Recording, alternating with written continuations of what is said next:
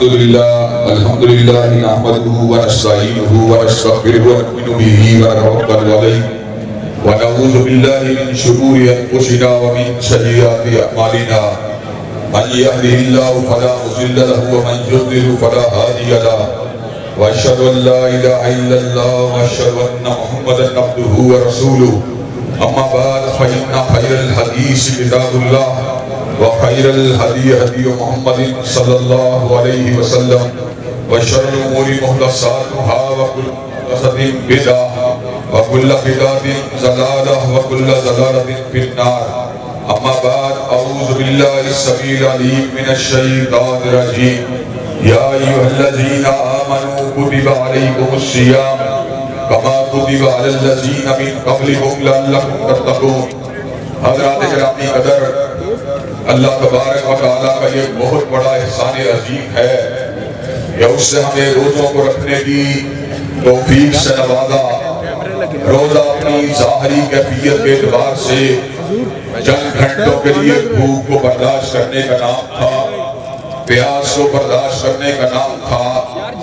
لیکن اپنی باطنی کیفیت کے اعتبار سے یہ انسانوں کے اندر اس تحریک کو پیدا کرتا تھا،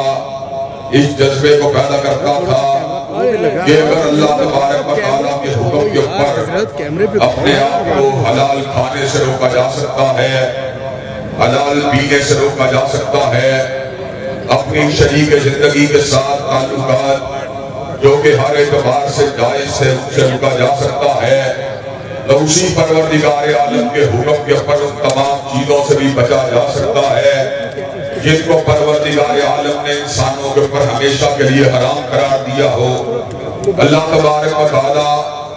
جن چیزوں کو انسانوں کے اوپر حرام قرار دیتے ہیں ان سے ہمیشہ کے لیے بچ جانا یہ انتہائی ضروری بات ہے. حضرات گرامی قدر، میں آپ یہ مقصد ہے حضرات گرامی قدر میں آپ کے سامنے آج اس بات کرنا چاہتا ہوں کہ وہ شخص جس نے کھانے کو چھوڑا، جس نے پینے کو چھوڑا، جس نے شریک زندگی کے ساتھ تعلقات کو چھوڑا، لیکن اس کے باوجود سود کا لین دین کرتا رہا، اس کے باوجود جوا کھیلتا رہا، اس کے باوجود شراب پیتا رہا، اس کے باوجود زناکاری کا ارتکاب کرتا رہا، اس کے باوجود جنسی بے رحمی کے اندر ملوث رہا، در حقیقت اس نے روزوں کے حق کو ادا نہیں کیا. لیکن جس نے حلال کھانے کو چھوڑنے کے بعد، حلال پینے کو چھوڑنے کے بعد اور جائز تعلقات کو چھوڑنے کے بعد، جس نے زناکاری کو چھوڑا، جس نے اکل حرام کو چھوڑا، جس نے شراب نوشی کو چھوڑا، در حقیقت اس نے روزے کے مقصد کو پا لیا. روزے کا مقصد کیا تھا؟ روزے کا مقصد بنیادی طور پر تقویٰ کو حاصل کرنا تھا. تقویٰ طہارت للہیت کا مطلب یہ ہے کہ انسان اپنے آپ کو اللہ تبارک و تعالیٰ کی حیثیت کو مد نظر رکھتے ہوئے اپنے آپ کو اللہ تبارک و تعالیٰ اور اس کے رسول کی منع کردہ چیزوں سے بچا لے. حضرات گرامی قدر، جو بندہ متقی بن جاتا ہے، اللہ تبارک و تعالیٰ کا اعلان بالکل واضح ہے، وَاتَّقُوا اللَّهَ لَعَلَّكُمْ تُفْلِحُونَ. متقی تم بن جاؤ، کامیابیاں دینا یہ میری ذمہ داری ہے. پروردگار عالم اہل تقویٰ کو کون کون سی کامیابیاں دینے والے ہیں؟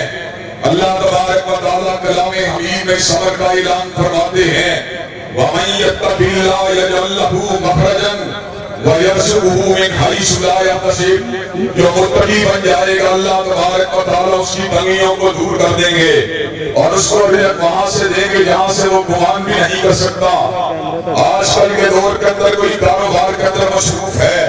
کوئی ملازمت کے اندر مصروف ہے، کوئی دنیا داری کے امور کے اندر مصروف ہے، کوئی تعلیمی سرگرمیوں کے اندر مصروف ہے. اللہ تبارک و تعالیٰ فرماتے ہیں، وَمَن يَتَّقِ اللَّهَ يَجْعَل لَّهُ مِنْ أَمْرِهِ يُسْرًا. جو متقی بن جائے گا اللہ تبارک و تعالیٰ اس کے جملہ معاملات کو اس کے لیے آسان بنا دیں گے.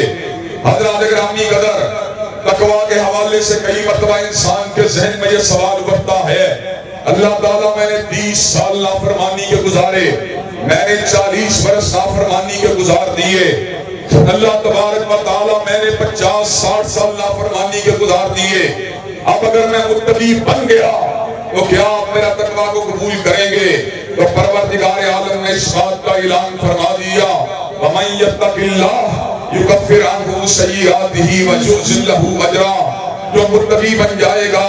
اللہ تبارک و تعالیٰ اس کی خطاؤں کو معاف کر دیں گے اور اس کے اجر کو دو چند بنا دیں گے۔ حضرات گرامی قدر، فقط تقویٰ کے فقط اتنے ہی فائدے بیان نہیں کیے گئے، بلکہ اللہ تبارک و تعالیٰ اس حقیقت کا اعلان فرماتے ہیں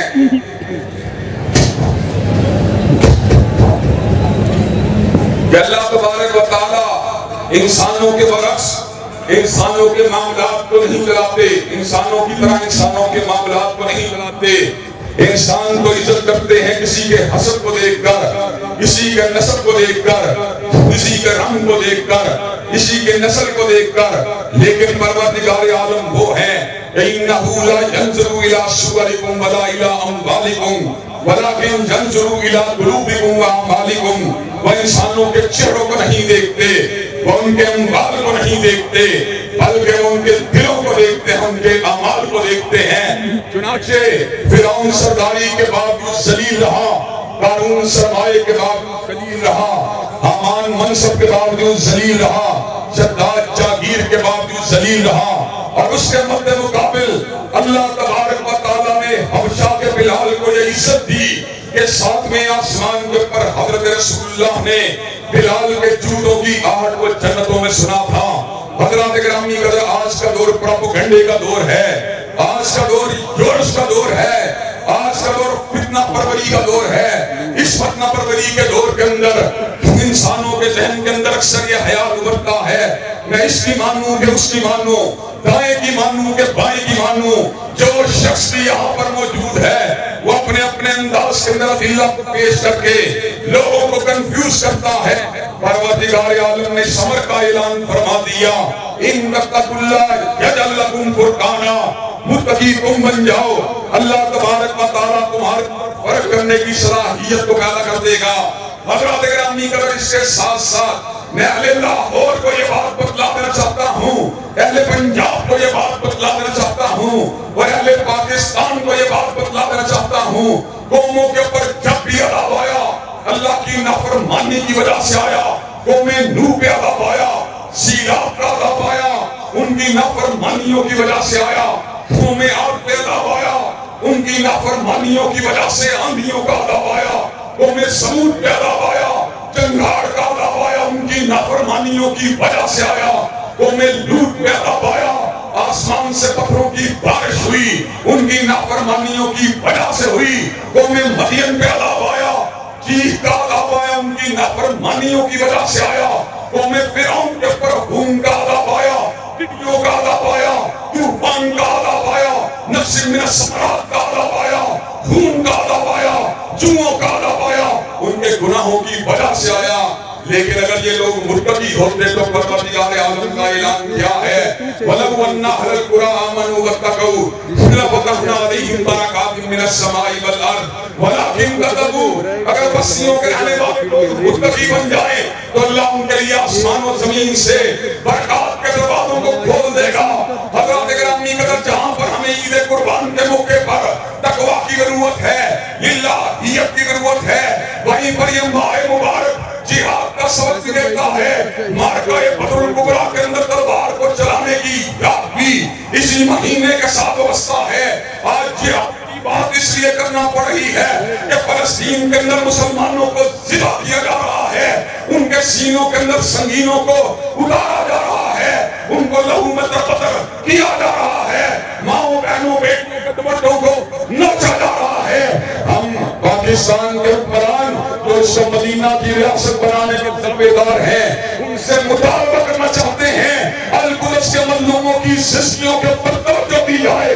اور یہود کے اعلان جہاد کیا جائے۔ اگر پاکستان کی فوج یہود کے اعلان جہاد کرتی ہے تو انشاءاللہ جہاں پر ان کا پسینہ گرے اپنے لہو کو گرانے کے لیے تیار ہیں۔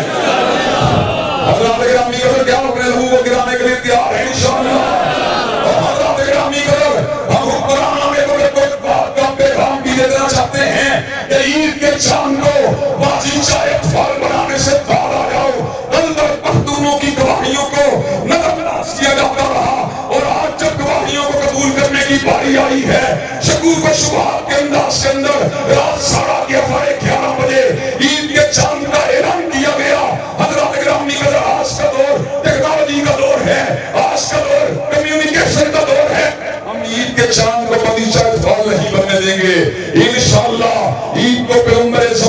سنت نبی شریف کے مطابق ادا کیا جائے گا، اور اس ملک کے اندر شاعر اسلام کا بھرپور انداز کے اندر تحفظ کیا جائے گا، اور حضرات گرامی کے اندر اس علم کو عام کیا جائے گا۔ ہم نے یہ وطن اگر حاصل کیا، اللہ تبارک و تعالیٰ کے کلمے کی بنیاد پہ حاصل کیا، پیغمبر زمان حضرت محمد کریم کے کلمے کی بنیاد پہ حاصل کیا، انشاءاللہ وہ دن آنے والا ہے جب اس ملک کے اندر نظام لے کر چلے گا تو تعلیم کرنے والے کا چلے گا۔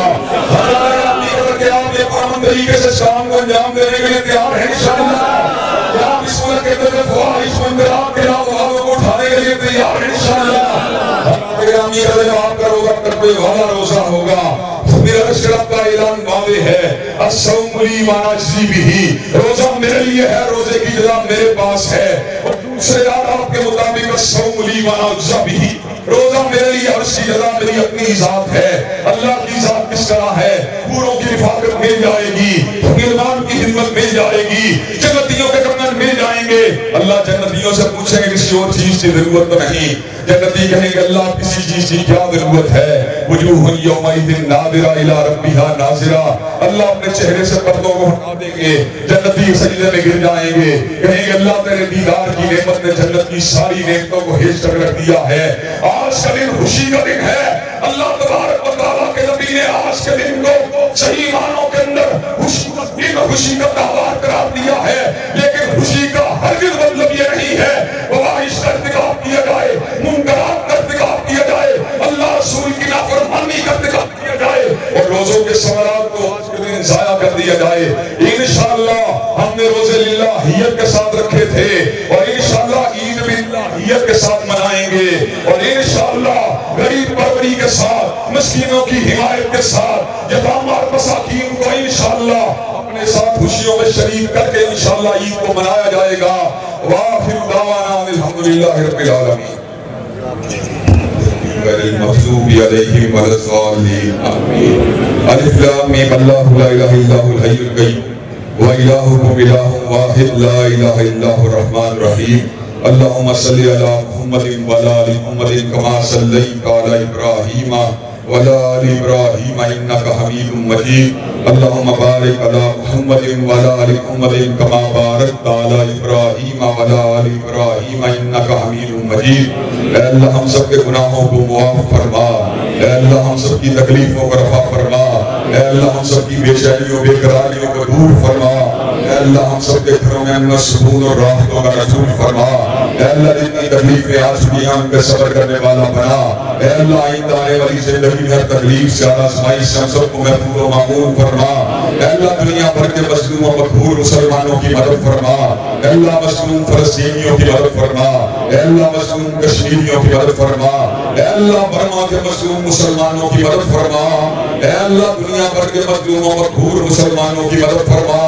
اے اللہ پاکستان کو کتاب و سنت کا گہوارہ بنا، اے اللہ پاکستان کو امن و سکون کا گہوارہ بنا، اے اللہ پاکستان میں کلمہ طیبہ کی عملداری کو یقینی بنا، اے اللہ ہم سب کو مل جل کر پاکستان کو سنوارنے کی توفیق نصیب فرما، اے اللہ دلی جائز تمناؤں کو قبول و منظور فرما، اے اللہ عید کی سچی خوشیاں نصیب فرما، اے اللہ المقدس کو پنجائے یہود سے آزاد فرما، اے اللہ ان کو پنجائے یہود سے آزاد فرما، اے اللہ مظلوم فلسطینیوں کی غیب سے نصرت فرما، اے اللہ ہماری تمام دلی تمناؤں کو قبول منظور فرما، اے اللہ ہماری تمام دلی جائز تمناؤں کو قبول منظور فرما، اے اللہ اسلام والی زندگی ایمان والی موت نصیب فرما، اے اللہ اسلام والی زندگی ایمان والی موت نصیب فرما، اے اللہ خاتمہ بالخیر فرما۔ اللہم صلی علی محمد وعلی آل محمد کما صلیت علی ابراہیم وعلی آل ابراہیم انک حمید مجید۔ اللہم بارک علی محمد وعلی آل محمد کما بارکت علی ابراہیم وعلی آل ابراہیم انک حمید مجید۔ سبحان ربک رب العزت عما یصفون وسلام علی المرسلین والحمد للہ رب العالمین۔